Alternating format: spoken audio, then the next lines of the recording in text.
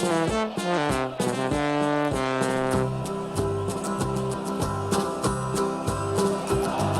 we come, blue and white, and we're looking good. You'll be in for a fight, and we fight pretty good. Getting goals is our job, and we get goals good. Looking good, we are Carlisle United. Hello everyone, you're listening to the Brunton Bugle, the number one place to get your Carlisle United fix in the podcast world. I'm Lee Rooney. And I'm Mike Booth. Pete Wilds are and United are the Kings of Cumbria as they do the double over Barrow for the first time since 1961. We look back on a battling performance in the south of the county before looking ahead to another huge game against Salford as they make the trip up the M6 to Brunton Park this weekend.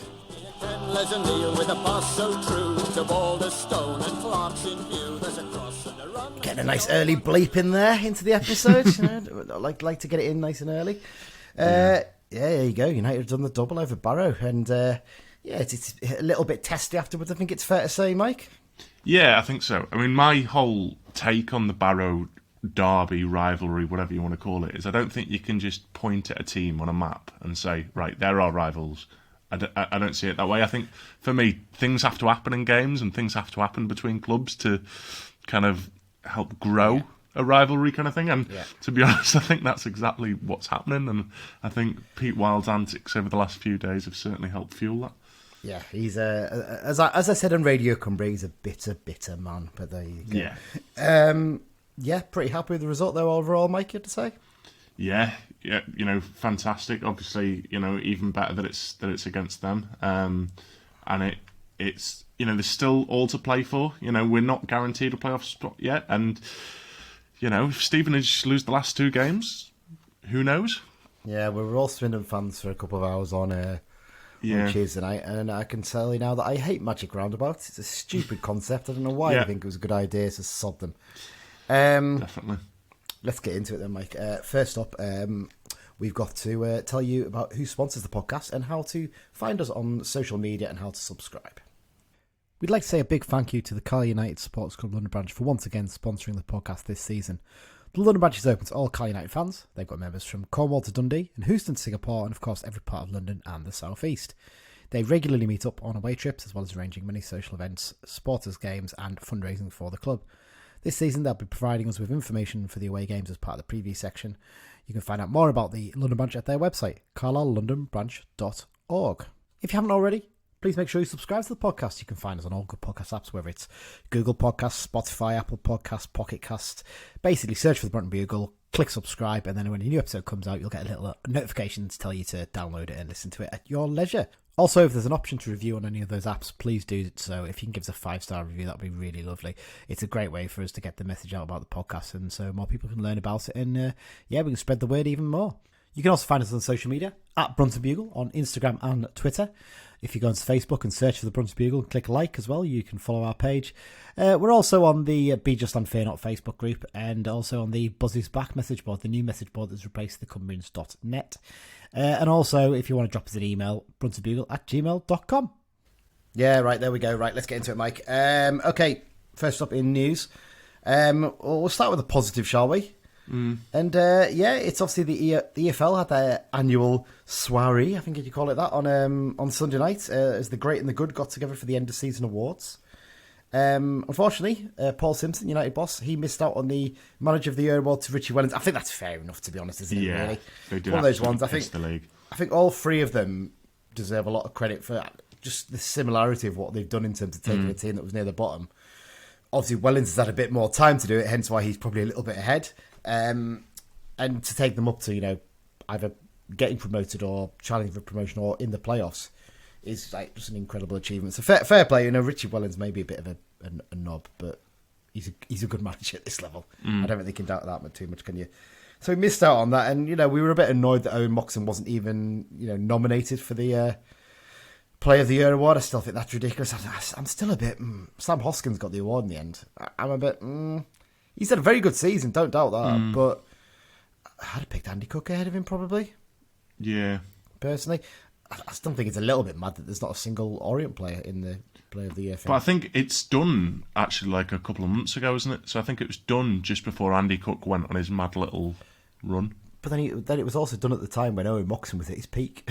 True. This is what makes it more bizarre. And actually, at that time, Sam Hoskins was on a bit of a Yeah. not on quite a purple patch, was he? I think he was struggling for goals a little bit, so it's very strange. But there you go. But yes, Owen Moxon obviously missed out on that, but he didn't miss out on a place in the Team of the Year because he's in the League 2 Team of the Season, isn't he, Mike? Honestly, a fantastic achievement in his first full season as a professional, isn't it? Yeah. Like, just some of the names is alongside as well. I think he said, didn't he, on the club website, it's a great honour to be up with them, and also fair play. He's a humble lad. He was giving a lot of credit to his teammates, wasn't he? What they've done for him in this first season. I mean, to think he was driving a van delivering for UPS, wasn't he, at this time last year? Yeah, it's incredible. And before the season started, we raised concerns about how, we didn't think, we thought like a 50-game season would be a lot for him. Fair play, like he hasn't really picked up too many injuries, touch wood, and he's doing a good job. There was a slight drop off in his performances, wasn't there? Oh, yeah. I think we 100% expected that happens with all players, really. Exactly. So it's not much of a problem. Just to give you the full team, Lawrence Vigouroux in nets. I don't think there's much argument with that. I think we all agree he's the best keeper in the division. Yeah. Junior Chamadou. Oh, God's sake, I never pronounce this one. Go on, you ever got to pronounce this one, Mike? Go on. Chamadou. I'll give you that one, Chamadou. Junior Chamadou from Colchester United. A very good young player, to be fair. He got the Young Player of the Year award, I should say, as well, actually.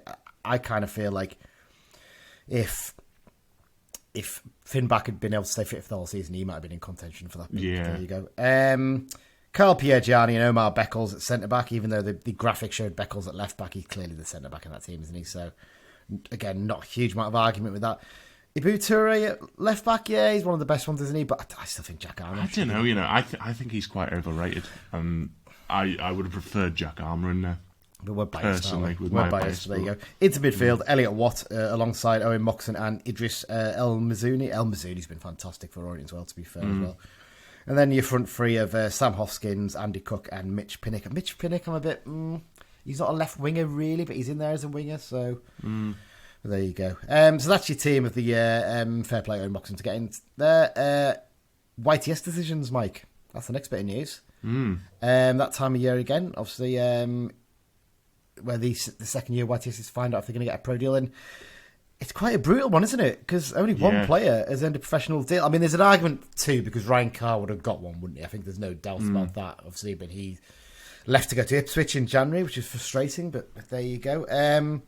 The only player who's got one is, it's not really surprised that he's got one, is Kai Nugent, who's obviously currently out on loan at Workington. We'll talk about him in a sec, actually, in the loan watch. He's got a 1-year deal with an option. It sounds like Simmer's been quite impressive, isn't it? Especially the way he's handled his loan spell at Workington. Yeah, definitely.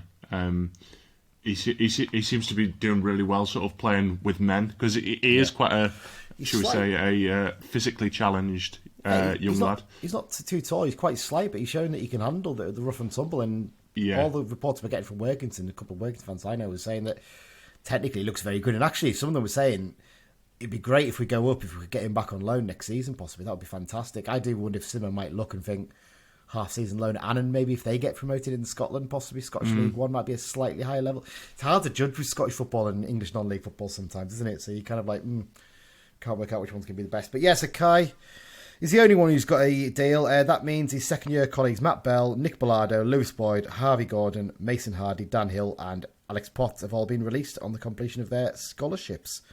I think they can all take solace in the way that, Moxon has come back from a setback from even earlier than that. As a 16-year-old, he was released to show what he can do. There's plenty of other options to get yourself into professional deals. Any of those you may be a little bit surprised will let go? Maybe Bellardo, because he's been on the bench a couple of times. He's played a couple of times, hasn't he? Yeah, and he scored like 20-odd goals for the youth team. But there you go. It's brutal. He came on off the bench against Tranmere in the Cup, and had a couple of chances around about that time. Maybe he's just not kicked on from that, and Simo is quite brutal with this. He's never been one to just give out contracts for fun. So Nugent's definitely earned it, and we've seen obviously with Jack Ellis has done really well this season, and Max Kilsby's done great stuff at Annan Athletic on loan as well. So he's picky with it because he knows what quality is really, doesn't he? So there you go. One little bit of news as well that we're going to discuss a bit more in depth in the match review section, aren't we, Mike? I think before we got into the loan watch is John Kamani Gordon is going to be suspended for the next 3 games, isn't he? Yeah, absolutely ridiculous decision. Yeah. So essentially, it was an incident that the referee missed. Again, we'll talk about that in a sec. In the Barrow game, alleged violent conduct. Basically, he caught Sam McLennan slightly as he was shrugging him off. But again, we'll talk in depth about it shortly. And the FA decided that he's going to have a free game now, which means he misses the last 2 regular games season and potentially first leg of the playoffs. Should we leave that there for now? We'll come back to that in a minute. Let's get into the loan watch. We've got a few to wrap up here. Max Kilsby, Adam's decent run of form. That came to an end this weekend. They lost 3-1 at Stirling Albion. That actually confirmed Stirling Albion as champions in the process. So it's not a huge surprise, that defeat, is it? Max did get on the score sheet, unfortunately in the wrong goal. So he scored an own goal in this game. And frustratingly, they were 1-0 up at that point, Annan, as well. So that was an equaliser. And obviously they went on to lose 3-1. Despite that loss, actually all the other results elsewhere went in their favour. So it's not been a bad weekend at all for them, really, in the grand scheme of things. And just looking, I think they only need 1 point from their final 2 games to secure a playoff spot, because I think 2 of the teams in the playoffs are actually playing each other. So both of them can't overtake them. So first up they've got is their final home game of the regular season. On Saturday they face Bonnyrigg Rose, who are struggling. So there's every chance they're going to get that point this weekend. And that'd be fantastic for Max to enjoy a playoff campaign, hopefully at the same time as United. That's the hope, isn't it? Yeah. Lewis Bell, another 90 minutes for Lewis Bell and Gretna. They ended their run of 3-0 defeats at the weekend. They lost 3-1 instead against Edinburgh University, one of only 2 sides below them in the league. I mean, they've had a miserable end to the season. I think this actually cost Michael McIndoe his job, the Gretna manager. I think he left not long after the game. So, full 90 minutes for Lewis. They only just avoided keeping that run going, actually, the defeats, because they scored in injury time. I bet they'd be glad to have done that. You don't want to end with absolute limbs and a pitch invasion. Yeah, 5 3-0 defeats in a row, really, do you? But there you go. Now, that was their final league fixture of the season. But bizarrely, the Lowland League Cup now starts. So they've got their first round game of the Lowland League Cup, where they're at home against East Kilbride this Saturday. I suspect that's not going to be a very long campaign for Gretna somehow. I can't see them getting beyond the first round. But hopefully one last game at least for Lewis, and that'll be the end of his loan spell there. Sam Fishburn at Morpeth Town. Interesting weekend for Sam. He was actually rested for Morpeth's final home game of the season, in the league at least. Although he didn't feature, it was a thrilling game, this, wasn't it? They were 3-1 down going into injury time. They got one more back just at the start of injury time, and then in the last minute, their goalkeeper came up for a free kick, and I mean, it's not Jimmy Glass-esque quite, is it? He scuffs it into the back of the net. How no one's stopped that, I don't know, but basically the goalkeeper scored to make it 3-3. Didn't mean anything, they were already safe. It was a 3-3 draw at home against Warrington Rylands. Into midweek, though, Sam, in his final game for the club, started and played the full 90 minutes. They run out 2-0 winners in the Northumberland Senior Cup final, beating Blythe Spartans at St James's Park in Newcastle. So that would have been a dream come true for Sam, because I think he's a Newcastle fan, isn't he? From what I can So nice lovely touch from there. So he ends his loan spell with 27 appearances and 5 goals. So, I mean, goals-wise, not that great, but in a team that's been struggling as well, to be fair. So it's, just by the by, isn't it? And finally, Kai Nugent, obviously you mentioned him before getting his pro deal. It's been a great week for him on the pitch as well. He helped guide Workington to the Northern Premier League First Division playoff final. Firstly, he played in the 4-0 victory over Colne in the final league game of the regular season. I think he set 2 goals up in that game as well, didn't he? And then he impressed again in the 2-0 victory over Clitheroe in the playoff semi-final.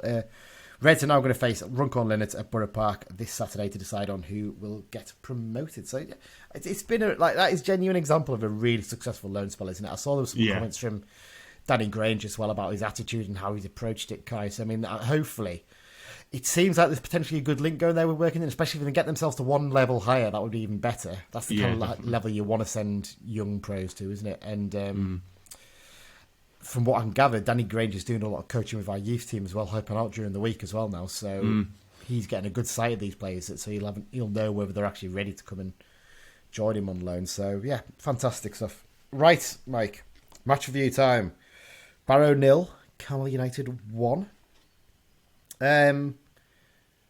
It's not a classic, was it? I mean, compared to the Stockport game, it was a scrappy game at times. There was plenty of chances for both sides, but it wasn't as free-flowing, end-to-end attacking football, was it? No, but I mean, like you say, there was plenty of chances. I mean, during our kind of goal drought, we weren't really creating very good chances. But in this game, we could have had a couple more, and likewise, Barrow could have had a couple as well. There were a lot of good chances for both teams. There's some great blocks coming in from our players, wasn't there, actually, in this game, to be fair? It was really good to see, and people throwing themselves on the line. We'll get to that in a minute. But, it's one of those games that it's a dart. Hesitate to say it's a dart. Let's just say it is a derby. It's a derby game. There's a bit of tension between the two sides at the moment, clearly, seemingly driven by their manager as much as anything. And it kind of... It felt like... we were just like, you know what, we're not going to lose this. We're going to get that. Once we get that goal, we're going to keep it tight, but we're going to hit you on the break every chance we get. And that's the way we played it. And sometimes that's the best way to play it. So sometimes you've just got to dig in and get a result at this stage of the season, don't you? Yeah, definitely. And that's the thing. Barrow didn't really have a lot to play for themselves, but I think they were desperate to stop us from getting a result more than anything. Absolutely. Yeah, that was the main aim, wasn't it, basically? When the team selection was announced, Mike, first time this season, Simo moved away from his tried and trusted 3-5-2 to a 4-3-3 formation from the start of the game, at least, anyway. Barclay came back in for senior, slotting in at right back. Whelan retained his place in defence alongside Huntington, and then Big John moved up into midfield, and Gibson dropped out in favour of Edmondson, who played on the wing. Were you surprised at all by the team selection and the decision to switch formation? A little bit, yeah, because I still thought, even though obviously we looked really good with 4-3-3 at the end against Stockport, I still thought Simo might revert to his tried and trusted. Yeah. But it's good to see that, I was glad, because in my head I was hoping that he'd do it, but I wasn't entirely convinced he would. But yeah, he did, and I'm glad. Yeah. In terms of the selection, Barclay going to right back, was that a little bit of a surprise? And maybe even Edmondson coming in on the wing? Maybe, but like you said before, we wanted to be solid, and I feel like Barclay at right back is more solid defensively, and I think, like you said before, we wanted to just be solid at the back, and I think that's what Barclay give us in that position. Yeah, I think it's a fair point, that, to be fair, and I think in terms of Edmondson, it was having a physical presence up there as well, rather, Gibson's very tricky, he's good with bringing the ball forward, but Edmondson gave us a bit of a focal point when we needed it. For the wings as well, doesn't it? So I think that kind of helped. And Gordon's quite good at that. He's quite good at the physical side of this, as we found out. Yeah. So, I mean, this is the game itself, Mike. The goal, obviously, you were at the game, you were listening, and you've watched back the highlights and everything. Well, I was in work, but I think I had a better view than a lot of people who were actually at the game, by the looks of things. Ridiculous. I mean, there's a great video that our good friend Nick Brown sent me on WhatsApp, and Nick was stood literally about 6 feet away from me, not that far behind me either. And from his video, you cannot... He takes a video of the corner, you can't actually see. You've no idea. And there's a kind of hey, oh. And then everyone goes nuts when they realise it has... When the referee signals, yes, it has crossed the line now. So basically, I mean, fair play. First of all, J.K. Gordon, great pressure to force Newby into putting the ball behind for a corner. And then from there, Moxon's ball in. It's actually not a good corner, is it really? I see what they're trying to do. They're trying to do the old flick on at the front post, aren't they, with Dennis? But actually, he completely underhits it. But fair play to Dennis, though. He fought like nothing else. He put absolutely everything on the line to get that flick on. He adapted brilliantly, didn't he? He basically flung him belly flop to the forwards, flicked it up, and then Paul Farman doing his best flapping impression as usual. He just got completely caught out by it. He'd committed to come for it, even though the ball was not actually... if the flick on doesn't happen, the ball's going nowhere near him anyway, so I'm not entirely sure what on earth Farman's actually doing in that situation. He comes too far, ends up flapping the ball to the far post. Barclay, it's interesting, if you read the stats, it says we had 2 shots on target, doesn't it? Well, Barclay had about 3 or 4 shots on target in this thing on its own, so that's not correct. Yeah. So basically, first he tries to bundle over. I don't think it actually ever got over the line until he has his back to goal and he's like, sod this. And he just backheels it in the back of the net past the players. And Paul Farman has his usual hissy fit and boots the ball away, kicks the posts because it's everyone else's fault and not his. And everyone went bananas. It's it's not a goal for the ages, is it? No, but, all that matters is it hit the back of the net. That's all that matters. First goal for the club as well. Not a bad time to do it, is it really? A time like this later in the season. I genuinely, I keep saying, I think he's a great player. I genuinely, if we can get him on the right wage, I'd 100% keep him next season. Yeah, I think so. He definitely offers something, doesn't he? I mean, other than that, the first half was quite bitty, and there wasn't really that many clear-cut chances for either team. I mean, they had an early chance where Whitfield sent in a cross from the right. It wasn't actually a very good cross, to be fair. It was quite low. And George Ray flicked it on, and Harrison Neal was there in the middle, ready to head it in. But Holy does brilliantly, actually, to not just save it, but hold on to the ball, doesn't he? It's really good save, that one. Then you've also got the Barclay goal. They had one shot. I think they had a couple of long-range shots that were deflected straight at Holy. First half, they really didn't threaten that much, I don't think, Barrow. We had a few. I mean, the one chance they did have, to be fair, though, actually, was the one where Corey Whelan was down injured. And the ball kind of comes to Whitfield, doesn't it, on the edge of the box, and there's a big gap there where Whelan should have been.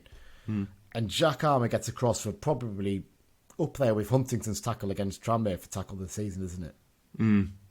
Yeah, absolutely brilliant. And well, to be fair, one of the Barrow players, I can't remember who, made a brilliant tackle on Patrick as well later in the game. That's coming in the second half, yeah. So you've got that. Into the second half. Sorry, got to clear my throat there. There was a few more. There was one big chance for them sort of early on in the second half where Whitfield does well to get away, plays a ball in that comes to White at the far post. Now, on the radio afterwards, they were saying, the last person you wanted to fall to was Tom White, and he should have scored there. I don't think White did that bad, actually. I think it's just, I think he's unlucky that. Sorry, I'm going to have to just clear my throat off air there. I don't think White's done that bad there. I think Moxon's done really well to stick his heel out and block it. He's put it into the right area, back across goal. And it falls then to Josh Gordon. Actually, I think Josh Gordon's the one who should do better. Because he's got, because Holy's committed himself to the dive. There's a massive gap in the goal. And he plays it back at Holy, basically. Thomas must be thinking, thank you very much. I'm not sure why you've done this, because you've got a chance to score. For me, Josh Gordon's the one who's the most guilty there of messing up, really. I think Tom White did pretty well to get any sort of shot. Yeah, definitely. And when the ball sort of fizz into White the way it was, it's important just to get a good connection on it. It's very easy to kind of just kick the air and get nothing on it. Absolutely, definitely. Beyond that, United had a couple of good counter-attacks. There was one where Guy especially was leading the charge, wasn't he? I've never seen him have pace like that before in my life. he won one charge down the left where he played it inside to Dennis, and Dennis just, it's a bit of a scuffed effort, isn't it? I think he could do better with that. But actually, Patrick was the one who made a big difference. He came on and offered us a real outlet, and going down the left wing especially, there's one where he basically picks it up pretty much on the edge of our corner of our area, doesn't he? Gets past one challenge, then they try to skive him down once. They try again just inside their half, and he's away. But actually, to give a bit of credit, I think it was either Neil or White does get across and forces him into a position where he hasn't really got the clear run on goal. Cuts inside, and White gets a great block in. There's another one where, Neil I think gets the block in the time, and then the other one you're talking about before. Is where Garner plays a lovely dinked ball over the top in the defence. It's a 1-2 with Patrick. And he basically lines up and he volleys it. And I think if White doesn't get the block, it's back of the net because it's too powerful for Farmer. It's past him before he has a chance to react. Brilliant block. So, and they had the one chance late on, didn't they, with the free kick where Farman came up with a bit of chaos and Josh Kay has a shot that hits the post. I think Thomas Holy had it covered, actually. Looking back at the photos and the video, I think he would have saved it if it had been on target.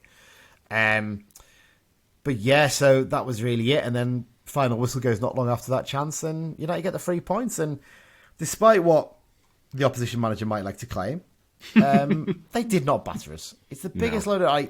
I listened to his post-match interview after on the train back, and I was like, is he serious? Battered. And to be fair, Lummy was a bit perplexed by it, and you know what, Goodwin on Radio Cumbria, I like him. I think he's a really good pundit. I think he talks a lot of sense, and he was very fair and said, look, it's a close game between two sides, end of the season, going for it. Carlisle did exactly what they had to do to get results, and that's what you've got to do at this stage of the season. And I think he was a bit perplexed by the battered claim. Like, the stats don't back it up. And actually, the amount of saves that Holy had to make that were proper efforts that, he was tested is so limited. And actually, when you look at it on the counter, we could have had 2 or 3.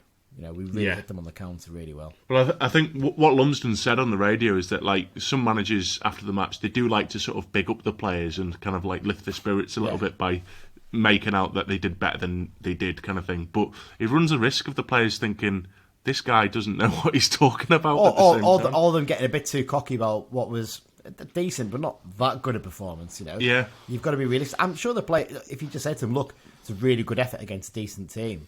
We've come a little bit short, but that's the where we need to be. We need to be doing that next season. We need to be the ones who are in that position." To say you battered us.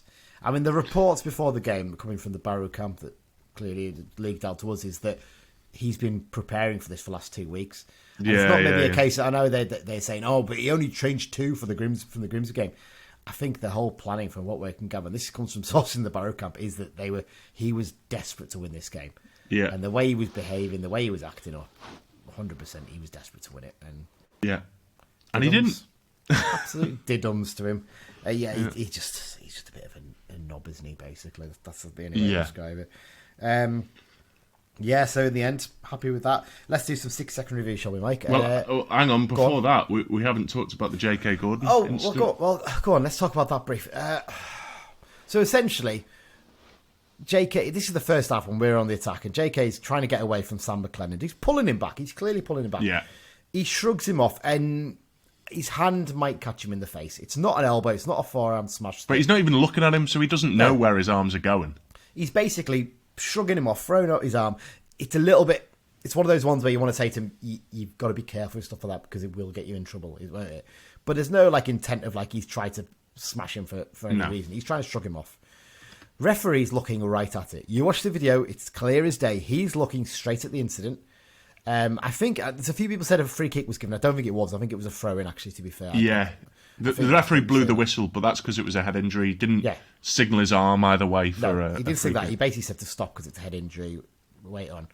And Pete Wild after the game was proper kicking off, saying he should be sent off. It's a disgrace, forearm smash. It's not a forearm smash in a million years. Never in a million years. The FA, in their wisdom, had decided that apparently the referee put in his report that he didn't see it. Now, if I'm an assessor, I'd be looking at that saying, okay, you're saying you're not seeing it, but you're looking right at it. If he didn't see it, he should never referee again. Well, he shouldn't be refereeing this weekend, definitely, because there's no way if you can't claim to have seen that because I'm not seeing it because you're looking at it. So Gordon's now out for 3 games. Wild's tried to claim that I wasn't responsible. I'm not the one who. Who's pushed it. I've not been. He was banging on about after the game. He was clearly really furious about it. Yeah. And the thing that annoys me the most about this is, right, okay, this is retrospective acting. This is the referee basically saying to Barrow, whatever, apologies, we missed it. The lad's now banned for 3 games. Right, fine. How many times have we had apologies this season for incidents that the referees have messed up? Countless. You're thinking back to, the offside goal against Northampton that should have been given onside. You think of the offside goal given for Orient that should have been given offside. You think of the penalty in that game. I'm sure there's a couple more incidents that I can't remember off the top of my head, right? For us, we're just told, sorry about that. It's tough luck. For this, it's sorry about that. The lad's now banned for 3 games for Carlisle and can't feature. Where's the balance in it? That's where there's a problem with his retrospective acting for me. That's the big issue. Exactly, and for me as well, the 3-match ban is violent conduct, and for me, there's an argument maybe, he was a bit clumsy with his elbow, maybe, but it wasn't violent. It wasn't Ryan Edmondson against Leyton Orient basically punching someone in the face. Yeah. and Barrow, Robbie Gotts smashed the ball into J.K. Gordon's face deliberately earlier in the game. That's deliberate. That's violent conduct. Yeah, after the whistle had gone. And also, there was an incident where, I think actually the incident that led to their first chance of that header for Neil, they were given a free kick, right? Where Mellish was basically pulled down by their player and tumbled over, and he gave the free kick to them. It was an off-the-ball thing, but actually, if you watch it, their player, pretty sure, stamps on Mellish as he's going over him. So it's just really frustrating, but there you go. I think probably the less said about that, the better. It's annoying, but it's a chance for someone else to come in. Maybe Charters comes onto the bench for the last few games, and he's got an opportunity or something like that. So we'll have to wait and see. Right, Mike, let's do 6-second reviews. Yeah. Who do you want to do first, Craig or Regan? We'll do Regan. Regan first, okay. Great day out down in Lancashire. It's a shame we couldn't take 4 times as many fans as we would have, but maybe one day they'll have a proper stadium for us to take all 3 points away from. Good to see Wild continuing to talk out his arse on BBC Cumbria, saying something about they should have won 8-0 or something, but he's always lived up in the clouds, him. I think the next 2 games is just going to be more of the same, to be honest. Just grafting out 3 points, and we really did battle for it. Everybody was throwing the body on the line, arm and Moxon with some vital blocks. Not going to be easy, but we've shown the second half of the Stockport game, and that gives me a bit of belief. We need somebody to slip up, and we've just got to make sure that we're there to step up if they do. So on to the next one. Shag shag, and it's as simple as that. Up the Blues. It's always a warm, satisfying feeling to hear him say that phrase, isn't it, really? Yeah. Absolutely lovely stuff. Yeah, I think fair assessment by Regan. There's no love lost with Wilder, despite what he claims, and he's trying to say, I've not got a problem with something. It's just pathetic, but there you go. I get the vibe, reading between the lines of what Regan was saying there, that he doesn't like Barrow. Or Wild. Yeah, I could be wrong, but no, it's funny. Like you said about the stadium there, I mean, they've made some minor improvements to the away end. They've put a bit of AstroTurf down in some of the concrete, and that's about it. But actually, they've made it smaller because they put a weird. You used to be able to stand right in the corner bit, right up to the walls where the backs, the sort of wooden walls at back where the food hut is hidden. But they put like some metal poles there now, so you can't actually stand on the highest bit of it, which is like the best view you can actually get in the away end. It's ridiculous, but there you go. I mean, they are going to be knocking it down in summer, fair play, but we're interested to see what actually they replace it with. So there you go. Right, let's do Craig's 6-second review now. There's only one team in Cumbria, an exciting A595 derby with only 1 goal in it. The game started off quite evenly with both sides in it. Then we start gaining a bit of momentum and we get a corner and then we score from it. I said to my friend that a goal is a goal, whether it's a wonder goal or the scrappiest goal ever, and this is exactly what I meant. It wasn't clean, but it got the job done. Then, quickly after half-time, our 640 Carlisle fans were bouncing all over the place. After that, it became some end-to-end football where you can only see one end. Then they got a corner, and Newby was asking for abuse when standing in front of me, where I basically said that he must be really bad because he played for Barrow, in stronger language that I'm not allowed to repeat. Another good news coming from this game, Thomas Hawley setting a new club record for clean sheets with 20 in a season. An exciting train journey home after listening to Super Simo's interview and a very funny Pete Wild interview where apparently they battered us and they were the only team in it. But surely if that was true they would have thrashed us like 6-0 or something. Overall, an exciting game with a terrible view in the dirtiest place you could imagine. Up the Blues.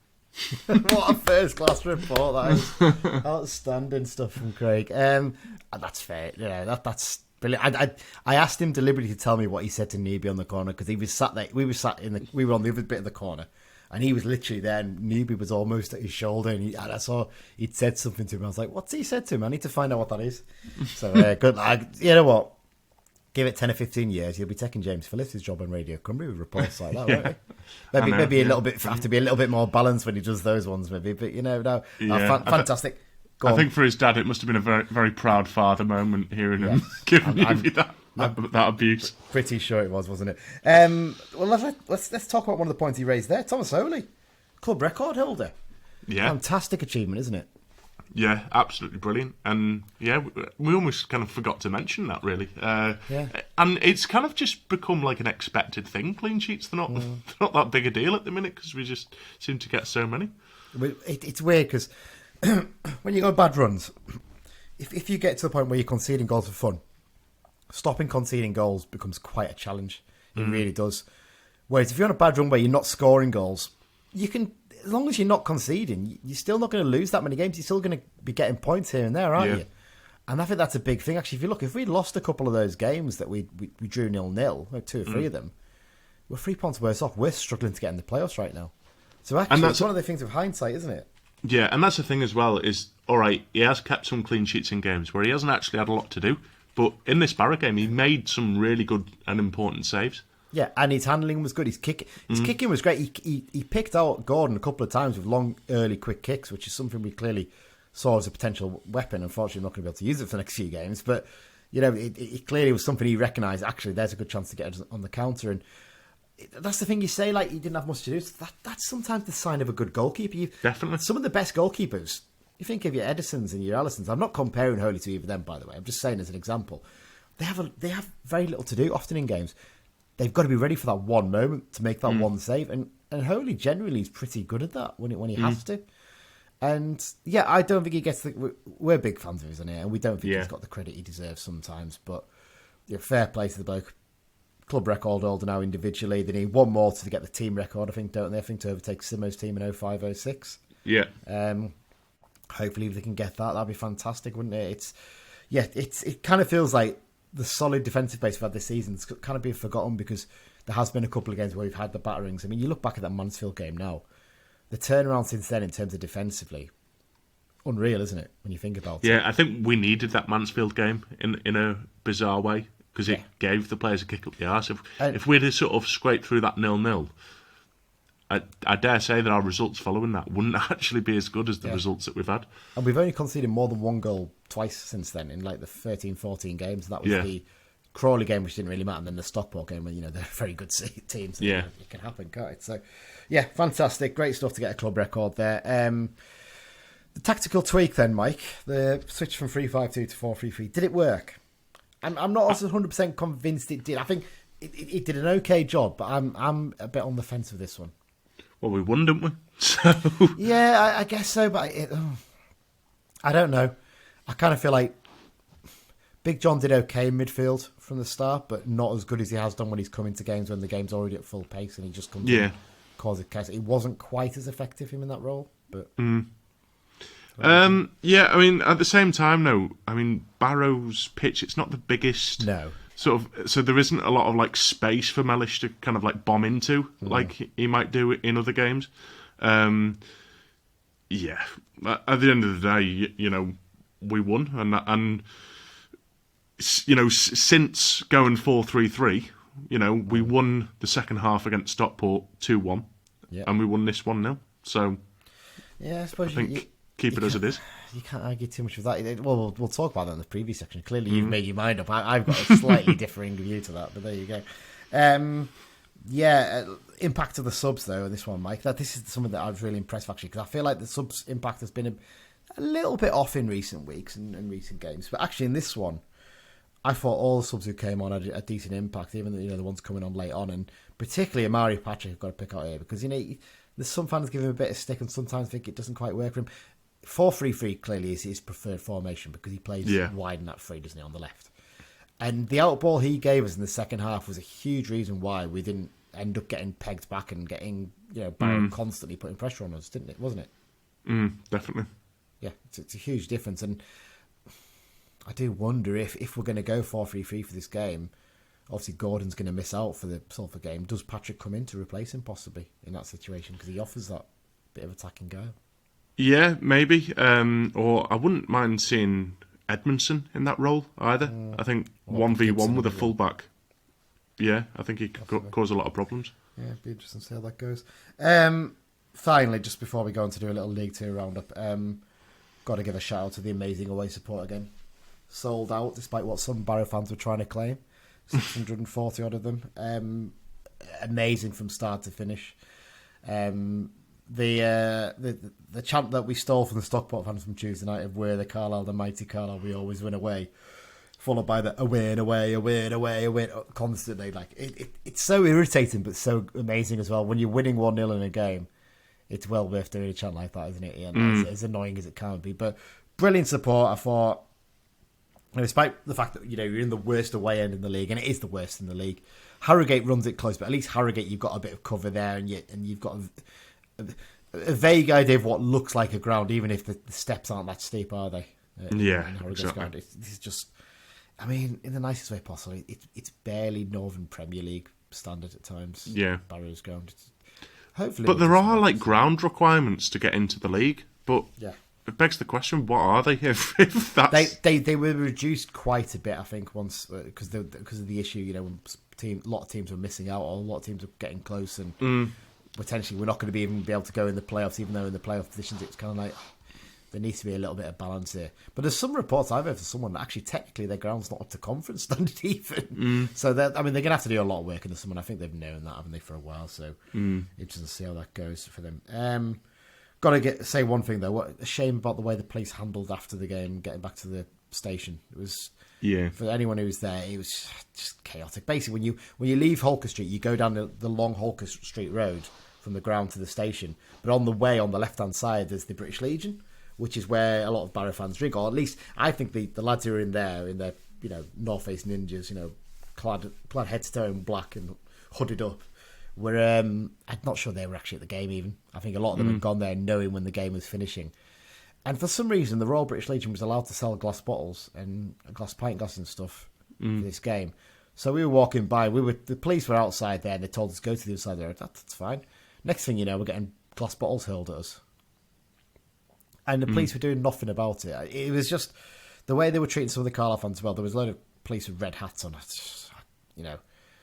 think they're from some sort of UK football police task force or something. But well, there's some documentary or something going on. I don't think they were filming it in the end. There was rumours that they were going to be filming part of their documentary at this game. I think they dropped it. I think Cumbria Police might have pulled out at the last minute, which was sensible, I think, to be fair.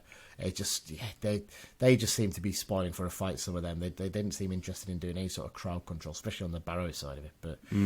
But there you go. But yeah, nice little day out on Barrow. There are a couple of nice pubs there. I like the Duke of Edinburgh pub by the station. It's a nice little pub, and the Spoons isn't too bad as well. So there you go.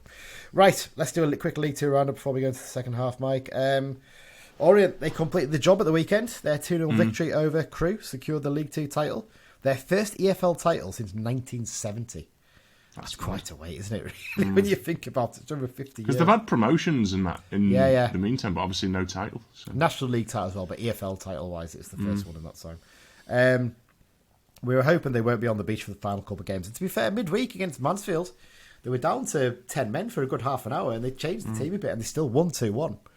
So, I'm kind of hoping they can do us a favour the weekend because they've got Stockport and then they've got Bradford away for the last game. So they still could have a big impact in terms of who goes up, couldn't they? Northampton, they recovered from an early scare against Harrogate to beat them 3-1. They need just one more win to secure their return to the third tier after 2 seasons away. They're playing Bradford at home this weekend, so that's a big game for both teams. Kind of one of those ones where you think to yourself, do you want a draw in that maybe, or do you want maybe a win for Bradford, even though that gives them closer to us because it potentially opens up top 3 for us. But mind you, the Tranmere away on the last day, so that might as well be 3 points the way Tranmere are playing this season, mightn't it? So there you go. Stevenage, they continued to stumble towards the end of the season. They lost 1-0 at manager Steve Evans' form side Mansfield, who kept their playoff spots alive in the process, although midweek Stevenage then went and beat Swindon 1-0 and Mansfield lost 2-1, so it kind of flipped around a bit, didn't it, really? Stevenage now only need, I think, one win again from the last 2 fixtures to go up, and they got Grimsby at home at the weekend. Grimsby are very hit and miss, so hard to tell who'll turn up there. They could still finish 9th, Grimsby, so they've still got something to play for in terms of finishing as high as possible in their first season back. Bradford continued to show how much they rely on Andy Cook. He scored twice, but it wasn't enough as they were picked back 2-2 in a draw against Gillingham, thanks to an injury time goal for the Gills. Stockport, they picked up a narrow 1-0 home win over Rochdale. That result means Rochdale have dropped out of the league for the first time in 102 years, haven't they? Which is kind of sad. Yeah. Another northern club gone as well. That triangle, it was always that reliable triangle of Bury, Oldham and Rochdale, wasn't it? Of Greater Manchester teams in the Football League, and all gone now. Yeah. Salford are the only ones there representing sort of north of Manchester, if you want to put it that way. Well, Stockport likes to call themselves Cheshire, don't they? Yeah, well, they're kind of caught between the two, aren't they, really, with Stockport? But, I always thought Stockport were a bit bigger than the rest of them anyway, really, so I never really counted them as like a lower league. They were more like League One pushing for Championship. Stockport back in the day. I think the most annoying result, though, was Salford. They got a 3-2 win at Walsall, where they scored an injury time equaliser Walsall, only to then lose in the 98th minute or 97th minute as Matty Lund hit a long-range shot that was going nowhere near like anywhere that was going to trouble the keeper, and it took a huge deflection and bounced up into the top corner, didn't it? So irritating, because that would have put us in a position where we were pretty much confirmed in the playoffs, weren't we, if that had stayed as it was. So frustrating, but there you go. Down at the bottom, Hartlepool look like they're knackered, don't they? Looks like they're going out of the league, potentially. Yeah. They lost 2-0 at home against Crawley Town, of all the teams to lose to as well. So frustrating for them. But another Northern club as well. Well, it's dropping like flies. Yeah. Right, we'll take a short break and then we'll come back and do a preview of the Salford game.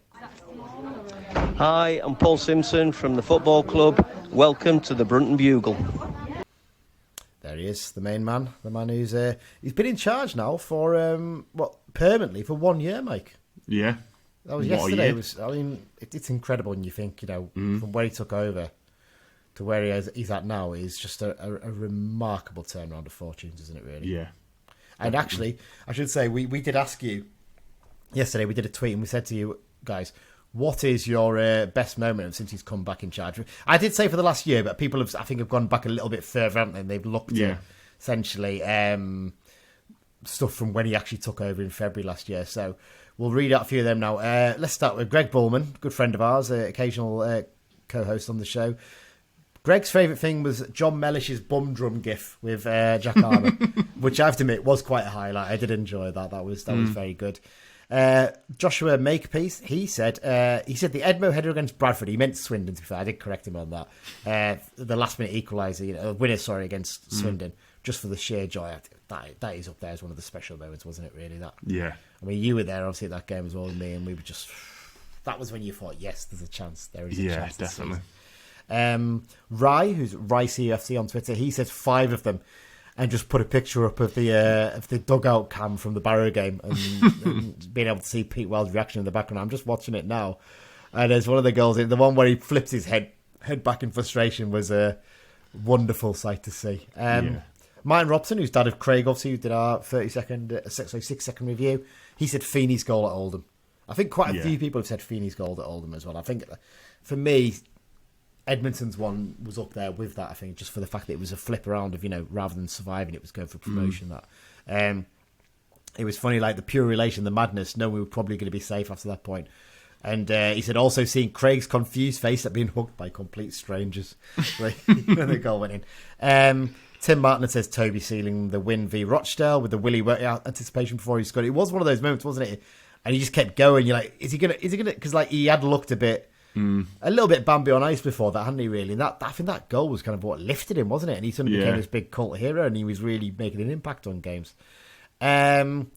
Show Silver's equaliser at Tranmere. A few people have said that as well, actually, to be fair. In fact, Dave Noble, give him some credit here, he said the lad hoofing the ball back into the stand at Tranmere to waste time, which gave Toby the time to grab the equaliser before Dinnell broke the land speed record from the bench to celebrate. It was one of the first in celebrations. That was chaos. I mean, even though at that point we were pretty much there, that was one of those moments as well, because as Dave says quite rightly, the turnaround in spirit and attitude from where we'd been like a couple months later with an incompetent manager, now having a competent guy in charge, was incredible at that point, wasn't it?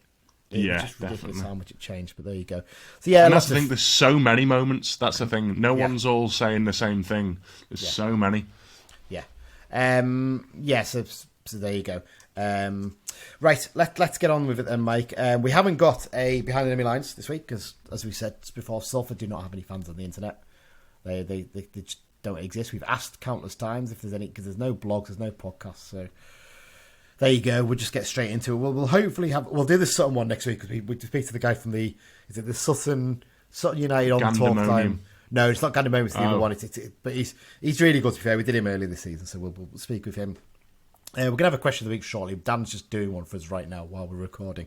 So let's get into it. This weekend's referee, Seb Stocksbridge from Tyne and Wear. He's a very experienced ref, Stockbridge, isn't he? It's one of those names when you see him, you're like, okay, he's not that controversial. He'll do an okay job, you'd hope. That's fingers crossed there, and just tempting fate a little bit. I suppose we're saying that, but there you go. It's his 10th season as an EFL referee. He's taken charge of 32 games this season, handing out 94 yellows and 4 red cards. Last season, he handed out 116 yellows and 5 red cards in 37 games. That's about average, really, isn't it? Really, for most refs these days. The last United game he took charge of, actually, it's been quite a while, considering he's a Tyne and Wear ref as well.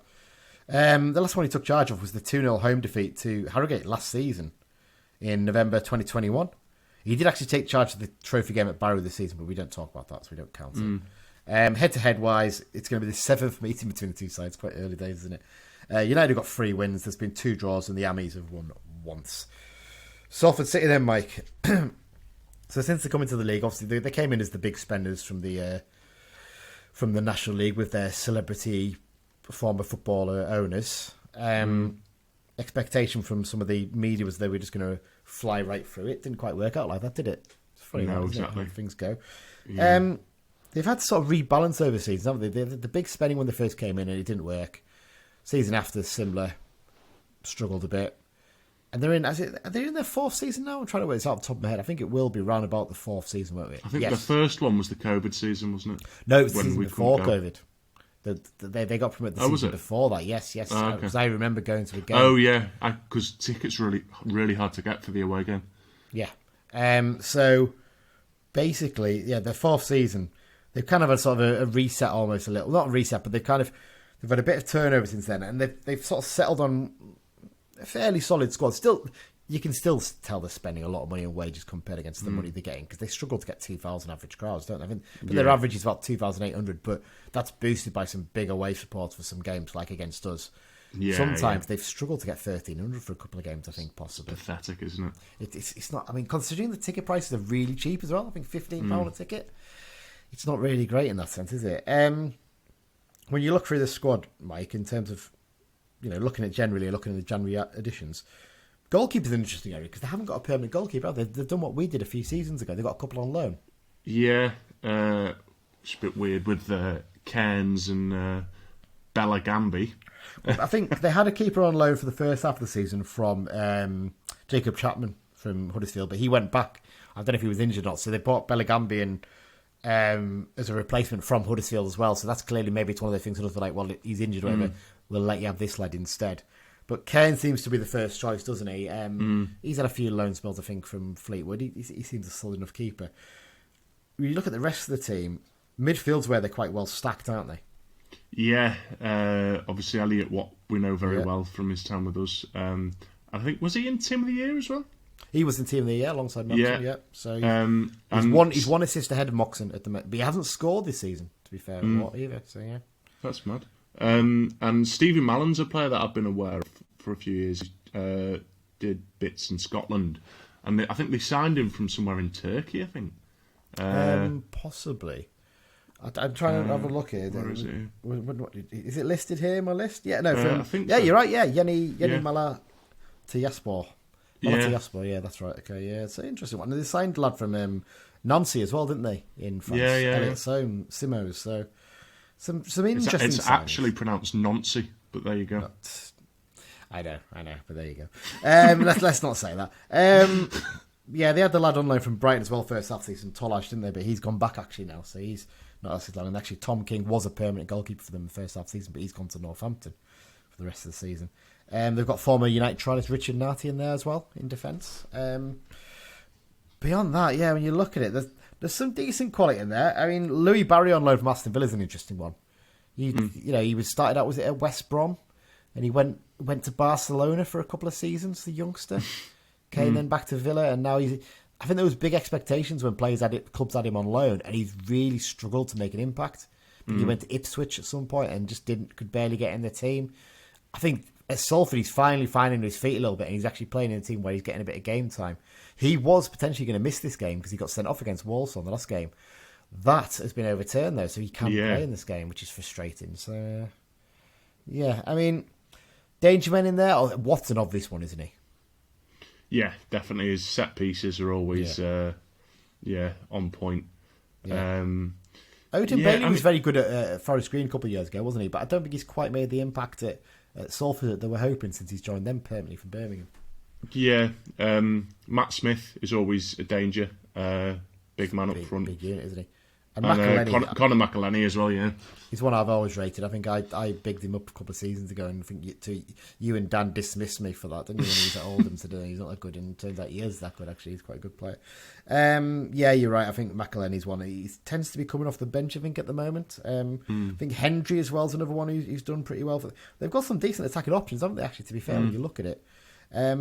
Defensively, Adrian Mariappa, interesting one coming in, isn't he? He's a big experienced centre-back. He's been around the block. I think he signed after the window closed, actually. The January window closed, I think, because he was unattached. So interesting additions. Yeah, there's a couple of former Blues in there. You've mentioned, obviously, Elliot Watt, but there's also one-game wonder Ashley Easton in there. He's the captain at Salford. Been there for a while now, hasn't he? Let's talk about United then, Mike. I should say, in terms of overall form, they're 8th in the last 6-game form table, record of drawn, loss, won, 1. United are actually 9th now with a record of loss, 1, drawn, 1. So we haven't lost in 5. It's something to consider, isn't it, really? Yeah, let's talk about United then.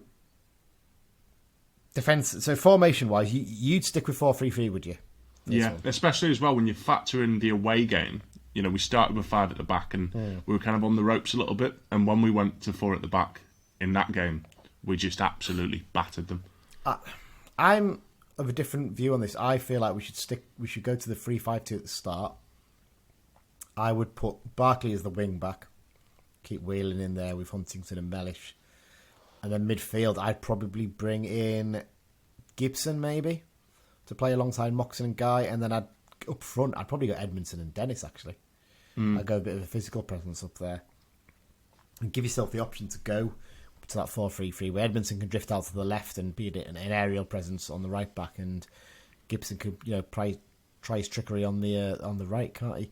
It's a tough one. I can get why people will want to stick with the 4-3-3, but I just think it did okay against Barrow, but it didn't do enough to convince me that actually we should change from what we've been doing all season, which has worked pretty well, to be fair, especially home games as well. We've been getting results generally, so yeah, it's a tough one.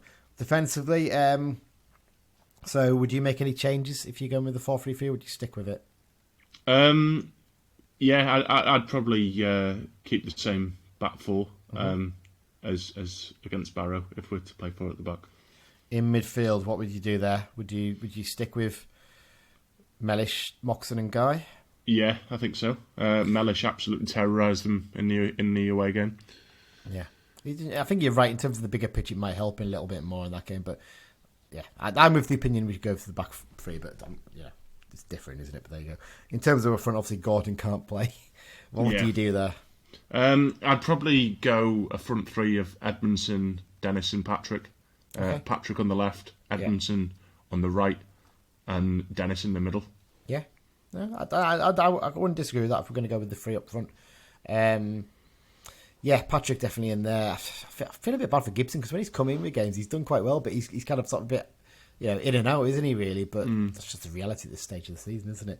On the bench, who do you bring in then to replace Gordon? Obviously, because someone's going to come in to replace him in the team, but who's going to take that place on the bench? Well, like you said before, I think if Charters is fit enough, I'd bring him in because he gives you a little bit of versatility as well. Yeah. Unless you maybe think put Senior on there to give you the option to change wing backs and defensively and things like that. Possibly, I don't know. You could probably have both of them on the bench. Yeah, I think Robinson's kind of selected as that defender now, isn't he? Sort of default select, isn't he? But there you go.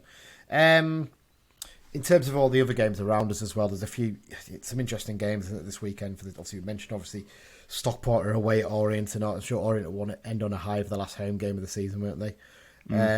Stevenage home against Grimsby, kind of expect them to win that probably. Bradford, Northampton home against Bradford, that's an interesting one. Like I said, can't really work out what I want from that one, can I? Mansfield are at home against Harrogate Town.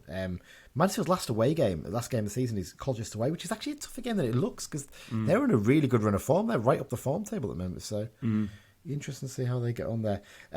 Prediction time.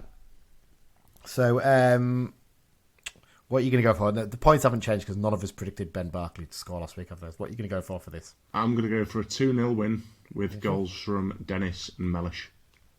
Okay. I'm going to go for... I'm going to go 2-0 as well, but I'm going to go goals from Patrick and Moxon to finish the season. Here's Dan's prediction for the game. I'm going to go for a solid 3-0 win. Promotion hopes to still be alive going into the last day because either Northampton or Stevenage will blow up tomorrow. Goals from Christian Dennis to get his 20th league goal, Amari Patrick and a howitzer from Jack Armour. There you go. He's gone for the 3-0. He's taken one each of our scores as well, which is quite irritating, isn't it? Really? Without knowing as well, which makes it worse. But there you go. Yeah. He hasn't sent us a question yet, so I don't think we're going to have a question of the week this week, sadly, unfortunately. But you can think one up yourselves, can't you, from home? Right, X-Files section, Mike. Plenty to cover this week, though, isn't it? It's been quite a busy week, fair to say. First up, last weekend, Cole Stockton. There's a couple of braces to start. Cole Stockton got 2 goals for Morecambe in their 3-2 win at Charlton Athletic. Is Derek Adams going to complete the Great Escape with Morecambe again? Maybe. Remarkable, isn't it? Yeah. It's because it looked like they were dead and buried, and just a few results have gone their way, and suddenly, actually, both Accrington and Morecambe could stay up, couldn't they? Because Accrington won in midweek against Bolton. So, which, if we're to go up, that would be fantastic if they're both in that league. Yeah, especially if you lose, obviously you're going to lose Forest Green, but you lose Cambridge, MK Dons and Oxford. That'd be quite nice, wouldn't it? Nice but likewise, if we stay down and they're the teams coming into this league, that's not what you want. No, exactly. So it's swings and roundabouts in that sense. Andy Cook, we mentioned before, he scored 2 for Bradford in their 2-2 draw against Gillingham. Kedwin Scott, he recovered from his penalty miss the other week. He scored the opener for Notts County as they won 5-2 at Maidstone United. Jack Bridge scored a penalty for Southend United in their 3-1 win at Scunthorpe United to keep their slim playoff hopes alive. They're still alive because in the midweek, I think it was Boreham Wood lost their game, so it's very, very tight. I think they need a goal swing, though, I think, unfortunately, so it's probably not likely. Owen Windsor, here's one we haven't had for a while. He scored for Chippenham Town in their 2-2 draw with Tonbridge Angels in the National League South. David Symington, he scored for Workington in their 4-0 home win over Colne in the final game of the regular season. Connor Thompson, he scored a goal and missed a penalty in that Morpeth 3-3 draw that we mentioned in the Loan Watch. So he had a busy day. Stefan Skugel, he's one we haven't mentioned in a while as well, is it? He scored a penalty for Alloa Athletic. Unfortunately, they lost 4-1 at home against Falkirk, so not a great day for him. And another one north of the border, Cameron Salkeld, he scored a goal. He was an injury time equaliser for Clyde in their 1-1 draw at Peterhead. The long journey, that Clyde to Peterhead, isn't it? Right to the top of Scotland, my word. Into midweek, Macaulay Gillespie, we don't talk about him scoring goals too much either. He scored for Plymouth Argyle in their 2-0 home win over Bristol Rovers. That result means they need just one win from their remaining 2 fixtures to secure promotion to the Championship. What season they're having. Them in Ipswich. I'm annoyed that Ipswich are probably going up because I was hoping to take that off next season if we went up. But Sheffield Wednesday have proper bottled down there. I kind of feel because they have not played that badly. They had that short run of 3 results that were really bad, and suddenly they're going to be a playoff team instead. Yeah, well, I mean, you say bottled it, but they're still on 90 points. I know. Which, it's nearly as bad as in the National League, obviously with Wrexham and Notts County, isn't it? You kind of feel a bit for them because Darren Moore's probably looking thinking 90 points most seasons get you promotion. I mean, wins you the league a lot. Yeah. I mean, look at Orient are on 90 points right now. They're top of League 2. But League 2 is very tight. That's the thing you realise this season, isn't it? Adam Campbell, he scored twice for Gateshead in their 2-0 win at Boreham Wood in midweek. That's the result that keeps Southend's playoff hopes alive, actually. Mika Obiero, he scored a penalty for Wealdstone in their 3-0 home win over Solihull Moors. And then onto that Workington v Clitheroe playoff final, and the 2 goals in that game were scored by former Blues. Dave Simonton scored the second goal with a decent finish just inside the box. But Connor Tinian stole the headlines, didn't he, with the opening goal? A penalty, not just a penalty, but a Panenka. Beautifully taken. I think. Panenka. I put Panenka. I've just realised I've left the K out, on the running order. So Panenka penalty, lovely finish. But as Dan said in our group chat, said if I was a Clitheroe player, I'd be ending his season after doing that to me. But there you go. So yeah, that's working since the playoff final speak, and hopefully they can get themselves up because it's good for us because we can send players to a better level, can't we? Yeah, it'd definitely. be nice for Danny Granger as well. Hopefully we can have him in the promoted and relegated section next week. A few that we'll have about 8 or 9 players to list, won't we? If Workington go up in that playoff. Promoted and relegated, Mark Howard and Aaron Hayden. Promoted and champions of the National League. As Wrexham's fairy tale with inverted figures. I mean, look, I've got no problem with their owners. I think it's great the way they've really bought into it, and they clearly seem very genuine. But don't say it's a fairy tale, because it's not. Thing is, though, people say that, but for me, for the long-suffering fans, it is a fairy tale. Yeah, I get that. But for the overall narrative, it's not a fairy tale in my eyes. But there you go. But I mean, it's great for them, and look, I'm sure there'll be a strong team next season in League 2. But I think they're getting a little bit ahead of themselves when they're talking about they're going to basically steamroll a field League Two. League Two is a lot tougher than you think. Yeah. It's a lot of. There is some dross at the bottom, but look at this season. Look how tight that playoff fight has been this season. That top 7, I think it's probably the best top 7 in League Two for a long, long time. Actually, I think the standard's been excellent. It really has. So they won 3-1 over Boreham Wood and got promoted after 16 seasons away from the EFL. It's a long time. You didn't realise how long it was, actually. Yeah, exactly. Quite incredible.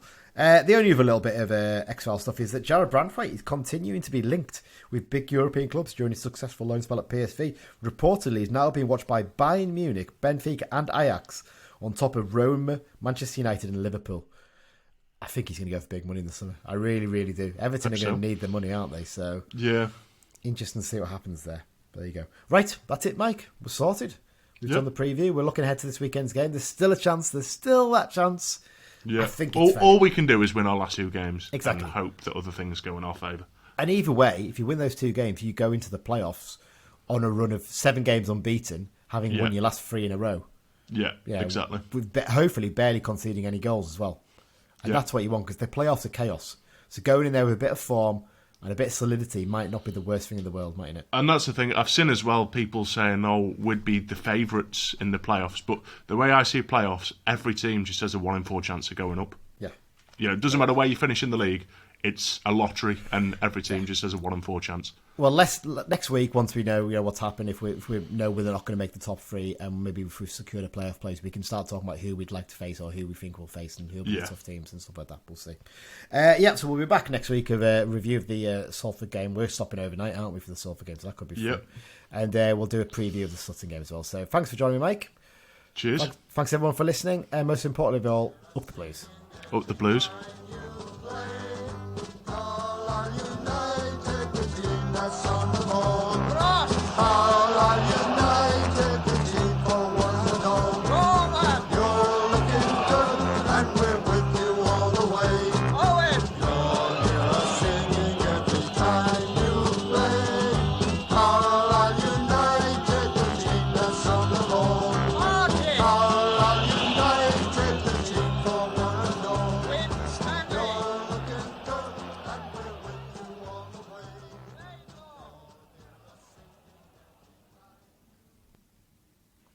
A win away, a win away, a win away, a win away, a win away, a win away, a win away, a win away.